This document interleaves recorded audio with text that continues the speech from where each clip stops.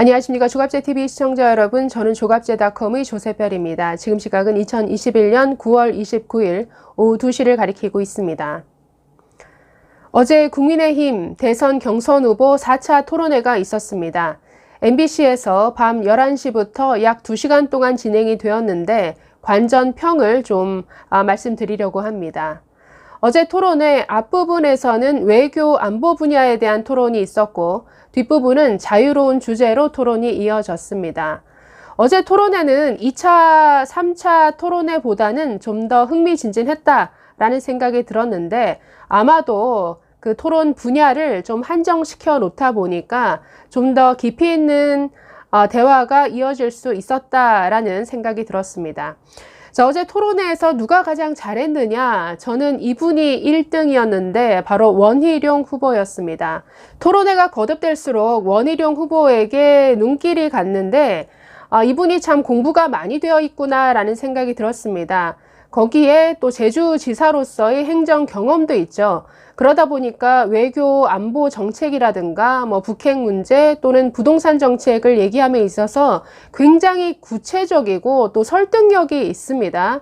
공부한 티가 많이 난다라는 것이죠. 특히 북한 핵 문제를 놓고 홍준표 의원과 설전이 벌어졌는데 홍준표 의원이 주장하는 핵 공유 그리고 핵 균형, 전술핵 배치, 나아가서 핵 무장까지 이런 주장들이 얼마나 위험천만한 것인지를 아주 조목조목 지적했습니다.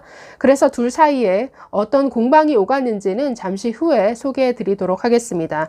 그래서 첫 번째는 어제 토론의 1등은 원희룡 후보였다. 자, 두 번째는 어제 홍준표 의원 굉장히 쩔쩔맨 토론회였습니다.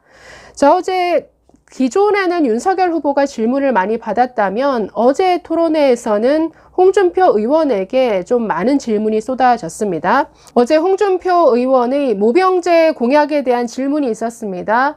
홍 후보는 단계적으로 모병제로 전환해 나가겠다라고 주장해 왔었는데요. 자, 여기에는 당연히 그러면 그 비용과 예산은 어떻게 할 거냐라는 질문이 따르겠죠. 지금은 아주 적은 예산과 비용으로 국방의 의무를 지우고 있는데 그럼 모병제로 전환해 간다라고 한다면 그 장병들에게 얼마만큼의 연봉을 줄 것이며 그 예산 어디서 마련해야 되는가, 그 예산과 비용에 대한 사실은 계산이 되어 있었어야 되죠. 여기에 대해서 하태경 의원이 아주 집요하게 질문을 했는데 제대로 답변하지 못했습니다. 전혀 뭔가 준비가 안 되어 있다라는 느낌을 많이 받았는데 전혀 예산과 그 비용에 대해서 제대로 계산은 해봤는지 그러니까 여기에 대해서 답변을 하지 못함으로써 굉장히 스스로 신뢰성을 떨어뜨리는 이런 모습을 보였습니다. 이뿐 아니라 그 아이언돔, 즉 북한의 공격에 대한 방어 태세 중에 하나로 이스라엘이 취하고 있는 아이언돔, 자, 이 아이언돔에 대해서 홍 후보가 과거 발언한 게 있습니다. 그런데 좀 아이언돔에 대해서 이 홍 후보가 좀 제대로 잘 모르고 있구나라는 점이 좀 드러난 부분들이 있었습니다. 또 잠시 후에 말씀드리겠습니다. 자, 세 번째 윤석열 후보에 대해서 얘기를 하자면 윤석열 후보 좋아지고 있다. 그러나 좀 순발력이나 그 토론을 좀 더 효율적으로 하는 이런 방법을 좀 익힐 필요가 있다라는 생각이 들었습니다. 곤란한 질문도 굉장히 많이 쏟아지죠. 그럴 때 좀 순발력 있게 또 분명하게 대처해야 되는 부분이 있는데 좀 웃고서 넘어간다든지 좀 이런 부분이 사실 좀 걸렸습니다. 자, 마지막으로 하태경 후보와 유승민 후보는 워낙에 공격을 잘하는 후보죠. 그래서 상대의 공약의 허점을 파고드는 이런 질문을 잘 해서 굉장히 홍준표 의원이나 그 윤석열 후보를 참 곤란하게 만들었습니다. 그러나 좀 거기에 치우치다 보니까 자신들의 생각이나 철학, 공약을 좀 적극 드러내는 데는 부족하지 않았나라는 생각이 들었습니다. 나머지 후보들은 좀 존재감이 떨어져서 딱히 코멘트할 게 없는데 정말 최악은 저는 황교안 후보다라는 생각이 들었습니다. 4.15 부정선거에 대해서 계속 얘기하는 이거를 차치하고라도 글쎄요, 저는 야당 대표에다가 국무총리, 거기다가 대통령 권한대행까지 하신 분인데 질문을 할 때나 답변을 할 때나 아무도 그렇게 안 합니다. 그런데 계속 보고 읽는 이런 장면들이 너무나 많이 보이다라는 것이죠. 거기다가 답변 자체가 너무나 하나만한 얘기가 많습니다. 예를 들어서 그 답변이 이런 식입니다. 북한에 대응하기 위해서는 한미동맹 외에는 답이 없습니다. 진정성을 가지고 미국에 다가가야 하고 문재인 정부에게만 맡겨둘 수 없습니다. 전문가들과도 잘 협의하고 미국과도 소통을 잘해서 한미동맹 공고히 해 나가는 게 필요합니다. 그러니까 이런 식의 답변을 하는데 이건 문재인 대통령의 특징이죠. 항상 모두가 잘 사는 행복한 나라를 만들겠습니다. 뭐 이런 식의 하나만한 이런 얘기들이 계속 지금 토론회에서도 계속 이런 장면을 보는데, 그래서 황교안 후보 정말 이번 토론회를 통해서 가장 실망한 후보였다라고 얘기를 하고 싶습니다. 자, 좀 더 구체적으로 들어가 보면요. 자, 어제 원희룡 후보는 북한 핵 문제를 놓고 홍준표 의원과 설전을 벌였습니다. 그동안 홍준표 의원 이런 주장을 해왔는데요. 그동안 북한 비핵화를 위한 국제적인 그 노력은 실패로 돌아갔다라는 것이죠. 이미 북한 핵 보유국 사실상 된 것 아니냐. 그러니까 지금 필요한 것은 핵 대 핵 균형을 갖는 것이다. 그래서 바이든과 담판을 지어서 나토식 핵 공유를 하고 전술핵 배치하겠다. 핵 균형을 이뤄 나가겠다. 거의 뭐 핵 무장으로까지 이어질 수 있는 이런 주장입니다. 자, 이것에 대해서 원희룡 후보 아주 비판을 했는데, 자, 이렇게 지적을 했습니다. 30년간 북한 비핵화 노력이 실패했으니까 핵을 갖자라고 주장하는 것은 굉장히 위험하다라고 지적을 합니다. 그러면서 이것은 어떤 국제적인 그 핵의 비확산 노력을 한순간에 무너뜨릴 위험이 있고, 또 그 순간 북한에 대한 비핵화 노력을 포기하자는 것이 되기 때문에 이것은 매우 위험하다. 그리고 만약에 우리가 핵 무장을 추진하게 되면 바로 핵 사찰을 받아야 되고, 그렇게 되면 우리가 지금 우라늄을 수입하게 되는데 우라늄 수입도 막혀서 원전 자체가 돌아가지 못하게 된다. 이런 현실적인 어떤 문제들에 대해서는 대체 뭐 어떤 준비가 되어 있는 것이냐, 이런 지적들을 했습니다.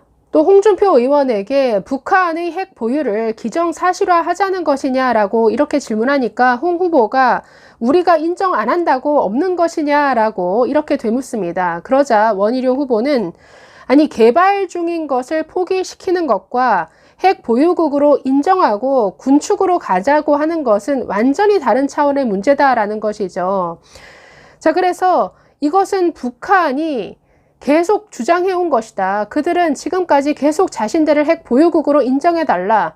그렇게 말하면서 우리는 미국과만 협상하겠다라고 주장하는데 이것은 북한 좋아하는 일 시켜주는 거다. 그러니까 이런 식의 지적을 또 합니다. 자, 여기에 대해서 홍준표 의원 나토식 핵 공유를 얘기하고 공포의 핵 균형론을 얘기하는데 뭐 한마디로 핵 대 핵을 갖추자라는 얘기죠. 그래서 나아가서 핵 무장하자라는 논리로 이어집니다. 이에 대해서 원희룡 후보, 핵 균형론은 이건 북한의 논리다. 북한의 핵 보유국을 인정해주고 우리는 전술핵 가져와서 그 비대칭을 맞추자고 하는 것 매우 위험하다. 그렇게 되면 일본도 무장하겠다라고 나올 수 있고 미국과의 공조도 깨어진다. 그 위험성을 강조했습니다. 뭐 홍 후보는 내가 바이든과 담판을 짓겠다. 그렇게 요약해서야 되겠는가라고 얘기를 했는데 좀 어떤 그 비현실적인 것을 지적하는 것에 대해서 제대로 좀 답변과 설명을 하지 못한 채 어제는 넘어갔습니다. 글쎄 앞으로 여기에 추가적인 어떤 의견이 나올지는 좀 두고 봐야겠습니다. 그래서 원희룡 후보는 현재의 비핵화 기조, 북한 비핵화를 위해서 대북 제재와 어떤 그 국제 공조를 튼튼히 하는 것, 그리고 미국의 동북아 전략, 그 쿼드 플러스에 가입하고 또 파이브 아이즈에 우리가 참가해서 한미 공조를 더욱 공고히 하는 것이 무엇보다 중요하다라는 이런 의견을 피력했습니다. 저는 여기에 대해서는 윤석열 후보의 안이 좀 더 현실적이고 합리적이다라는 생각이 들었는데요. 현재 미국의 확장 억제 정책을 좀 더 강화해야 된다라는 것이죠. 즉 북한의 핵 그리고 대량 살상 무기, 미사일 공격에 대응하기 위해서 그 확장 억제에는 뭐 미국이 제공하는 핵 우산에 들어가는 것, 그리고 유사시에는 대북 선제 공격까지 한다, 이런 개념이 들어가 있습니다. 그래서 이런 미국의 어떤 전략 자산을 이용해서 우리의 방어 태세를 더욱 강화하는 것, 여기에다가 플러스로 어떤 그 다층적인 미사일 공격에 대응하기 위한 이런 방어 시스템을 갖추는 것, 이것이 그 윤석열 후보의 주요 공약인데 좀 더 현실적인 안이 아닌가라는 이런 생각이 들었습니다. 어쨌든 앞으로 뭐 핵 보유국으로 인정할 것인지 말 것인지, 전술핵 배치와 관련해서는 여러 후보들의 뭐 서로 상반된 의견이 토론에서 계속 나올 것 같아서 이것은 흥미롭게 지켜봐야 할 것 같습니다. 자, 반면에 어제 토론회에서 홍준표 의원 굉장히 많은 공격을 받았는데 좀 제대로 대응을 못했습니다. 자, 첫 번째, 그 아이언돔에 대한 이런 지적이 있었습니다. 과거 그 아이언돔에 대해서 홍준표 의원이 한 발언이 있습니다. 자, 유승민 후보가 이렇게 질문을 했는데요. 과거 울산을 방문했을 때 신고리 원전을 북한의 핵 공격으로부터 보호하기 위해서는 아이언돔을 도입하겠다라고 했는데, 아니 아이언돔은 북한 장사정포라든지 방사포로부터 수도권을 방어하기 위한 이런 시스템이지 원전을 지키는 데는 전혀 도움이 안 됩니다. 이거 알고 하신 얘기입니까? 원전은 그 핵무기로 파괴하는 것인데 어떻게 아이언돔으로 이걸 막겠다라고 얘기를 합니까? 이렇게 지적을 합니다. 그런데 홍준표 의원은 가능하다라고 좀 우기다시피 했는데 사실 가능한 게 아니죠. 이 아이언돔이라는 것은 이제 뭐 이스라엘이 쓰는 미사일 방어 시스템인데, 과거 그 안철수 후보가 서울시장 선거에 나왔을 때도 이걸 얘기를 했었습니다. 즉 북한 공격에 노출되어 있는 이 수도권을 방어하기 위해서 70km 사정거리 이내에 있는 뭐 장사정포라든지 방사포 공격에 대응하는 그 방법 하나로 이스라엘이 쓰고 있는 이 아이언돔, 이 방어 시스템을 도입할 필요가 있다라고 얘기를 했는데, 지금 신고리 원전, 저 밑에 있는 원전들 북한으로부터 400km 이상 떨어진 지점에 있죠. 그러니까 사실상 불가능한데 이걸 가능하다라고 어제 홍준표 의원이 계속 우기다가 이제 유승민 의원이 아니다, 이건 사정거리도 맞지 않고 70km 이내에 있는 어떤 뭐 단거리 미사일을 방어하는 데는 가능할지 모르겠지만 그것은 불가능하다. 특히 원전을 막기 위한 용도라면 더더욱 아니다라고 지적을 하니까 좀 물러서는 이런 모습을 보였습니다. 자, 이 외에도 홍준표 의원은 하태경 의원으로부터 모병제 공약, 그리고 국민연금을 이용한 대출에 대한 지적을 받았는데, 자, 모병제와 관련해서도 그 답변하는 과정에서 그 공약을 설계하는 데 있어서의 비용이라든가 예산, 또 모병제로 전환할 때 이 군 인력을 얼마까지 감축하는 것을 전제로 할 것인가, 여기에 대한 고민이 좀 없었다라는 게 어제 토론에서 좀 엿보였습니다. 자, 진중권 전 동양대 교수가 어제 토론회를 보고 홍 후보에 대해서 이렇게 평가를 했습니다. 윤석열, 홍준표 토론에서 외려 홍준표가 밀리는 느낌이다.